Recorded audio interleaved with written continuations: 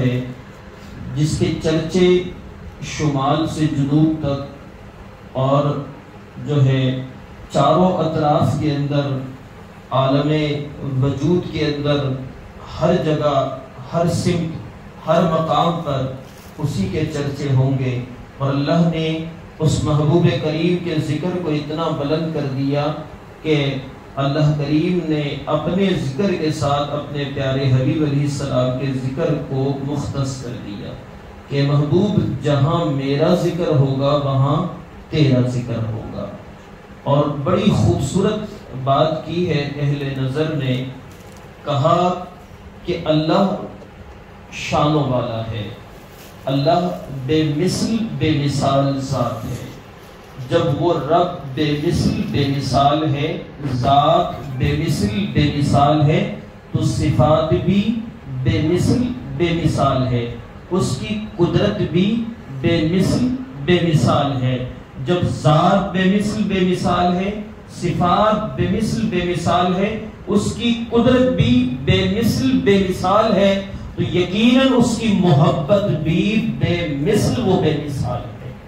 جب اس کی محبت بے مثل بے مثال ہے، وہ رب کائنات جس ذات سے محبت کرتا ہے وہ ذات بھی بے مثل بے مثال ہے. وہ ذات بھی بے مثل و بے مثال ہے، وہ صفات میں بھی بے مثل بے مثال ہے، اور اس کا ذکر بھی بے مثل بے مثال ہے. اور اس بے مثل بے مثال ذات کا جو ذکر ہے وہ انہی لبوں میں ہوتا ہے جو لب بھی بے مثل بے مثال ہے، اسی دل میں ہوتا ہے جو دل بے مثل بے مثال ہے.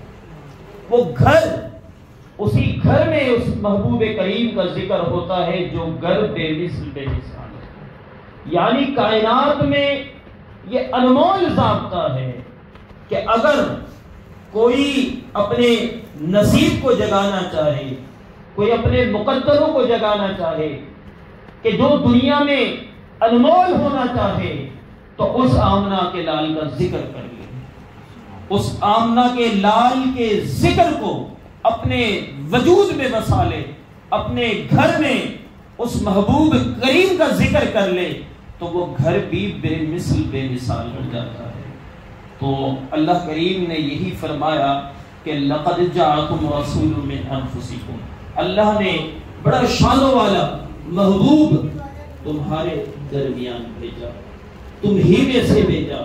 اللہ نے یہ نہیں فرمایا تم جیسا بھیجا، بلکہ فرمایا تم ہی میں سے بھیجا. قربان جائیں حضرت ابو بکر، امام ابو بکر بہت بڑے عالم دین گزرے ہیں، اور ان کا زمانہ جو ہے ابو بکر شبلی کے دور کا ہے. تو بڑے مجذوب ہیں، بغداد کے گلیوں میں پھرتے رہتے ہیں، اور ان کا جو ہے نا جو مجذوب پنا ہے اس حوالے سے وہ مشہور ہیں. تو امام ابو بکر جو ہے وہ بڑے پایہ تکمیل کے عالم دین ہیں، اور پورے بغداد میں ان کا چرچا ہے. ایک دن عجیب ماجرا دیکھتے ہیں، کیا ہے کہ اپنے تمام متبصرین قرابتداروں کے اور ان کے طلباء کے درمیان، خلفاء کے درمیان بیٹھے ہیں، اور وہ مجذوب اچانک آتا ہے تو آپ کھڑے ہوتے ہیں اس کے استقبال کے لیے، آگے بڑھتے ہیں اور ابو بکر شبلی کو قریب کرتے ہیں اور اس کی پیشانی کو چوم لیتے ہیں، اور پیشانی کو چومنے کے بعد اپنے قریب بٹھا لیتے ہیں. اور یہ ایک عجیب ماجرا، عجیب منظر ہے. تو کسی نے کہا کہ حضرت یہ تو مجذوب ہے، یہ تو بغداد کی گلیوں میں پھرتا رہتا ہے، تو آپ نے اس کو اپنے مسلک کے ساتھ بٹھا لیا اور آپ نے اس کے پیشانی کو چوما. کہا تم نہیں جانتے کہ میں نے کیوں چوما ہے، کیونکہ میں نے گزشتہ رات دیکھا کہ امام الانبیاء تشریف فرما ہے، اللہ کے محبوب علیہ السلام نے ابو بکر شبلی کو اس انداز سے اس جگہ اور یعنی پیشانی کے اس جگہ کے اندر امام الانبیاء نے بوسہ دیا، اور میں نے اس سے فیضیاب ہونے کے لیے، اس فیض کو محسوس کرنے کے لیے، حضور کے اس لب مبارک کی تاثیر کو محسوس کرنے کے لیے میں نے بھی اس مجذوب کو چوما. اندازہ لگائیے اور اپنے قریب اٹھا لیا، یہ مقدر نصیب کی بات ہے۔ تو کہتے ہیں نا وہ لوگ خدا شاہد قسمت کے سکندر ہیں جو سرور دو عالم کا میلاد مناتے ہیں۔ سنا ہے آپ ہر عاشق کے گھر تشریف لاتے ہیں، اور میرے گھر میں بھی ہو جائے چراغ یا رسول اللہ۔ تو اللہ کے محبوب علیہ الصلوۃ والتسلیم کل عالم کے لیے نبی بنا کر بھیجے گئے۔ ہر نبی کا دور آیا اور چلا گیا، ہر نبی کی نبوت کا ظہور رہا، لیکن صرف اور صرف ان کے حیات تک رہا۔ حیات ظاہری کے بعد نبوت کا سلسلہ ختم ہوتا چلا گیا۔ لیکن قربان جائیں، آمنہ کا لال آیا تو سراپا معجزہ بن کر آیا، اور وہ نبی کی نبوت ایسا لے کر آیا کہ تا قیامت تک برقرار آیا۔ ہمارے نبی مثال ظاہری فرما گئے، لیکن نبوت اب بھی برقرار ہے۔ اب بھی ہمارے نبی ہیں، تھے نہیں ہیں، ان کی نبوت پر ایمان ہے۔ آج بھی وہ ہمارے دلوں کے قریب ہیں، دلوں کی جان سے بھی زیادہ قریب ہیں۔ تو پھر ہمیں ایسے نبی کا ذکر کرنا چاہیے کہ جس کا دور، جس کا زمانہ اب قیامت تک برقرار ہے۔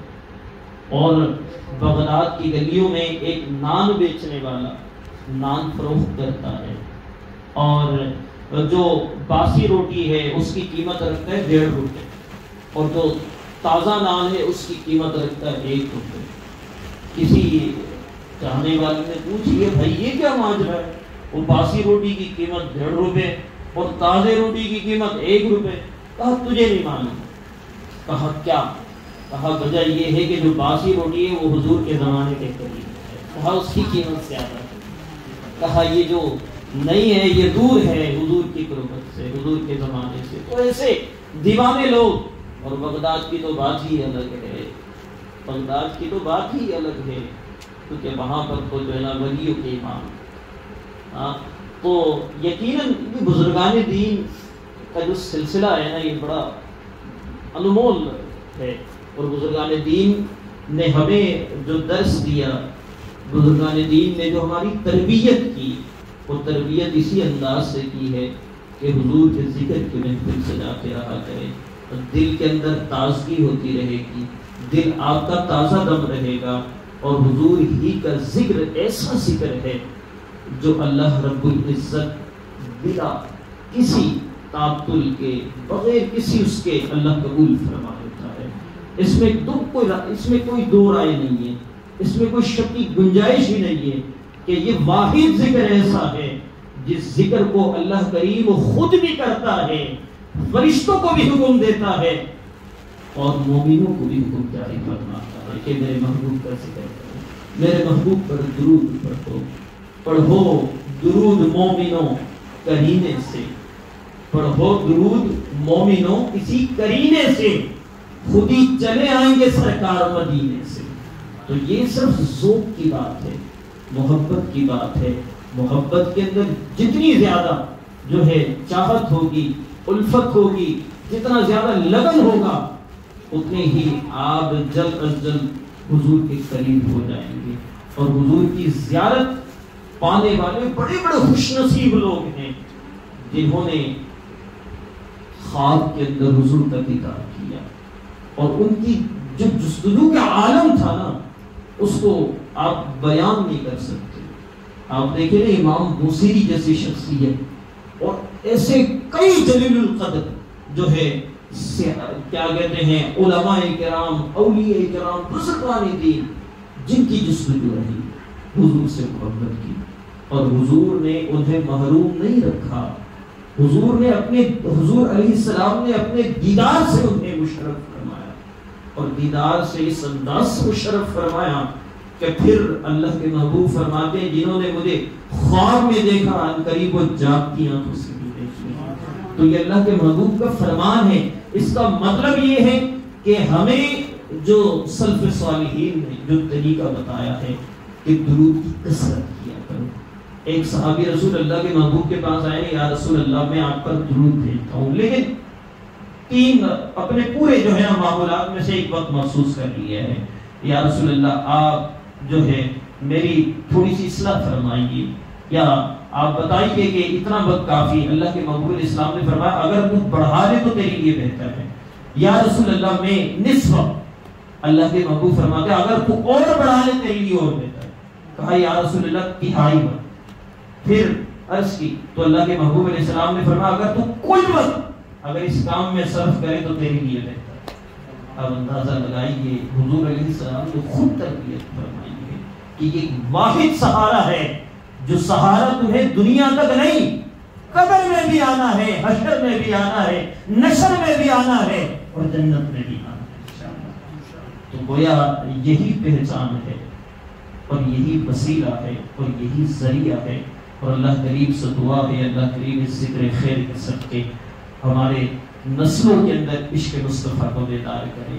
اللہ کریم ہمارے گھروں کو جو ہے روشنیوں سے، اللہ کریم حضور کے ذکر کے جو ہے روشنیوں سے منور فرمائے، ہمیں ہمارے قلوب و اذہان کو منور فرمائے، تاکہ یہ جو کچھ بھی چل رہا ہے، جو کچھ بھی چل رہا ہے اس معاشرے کے اندر، یہ واحد ہی ذریعہ ہے کہ جس چیز کو ہم ختم کر سکتے ہیں، اور وہ ہے حضور علیہ السلام سے محبت۔ اللہ کریم حضور سے سچی پکی محبت عقیدت نصیب فرمائے۔ وما علینا الا البلاغ۔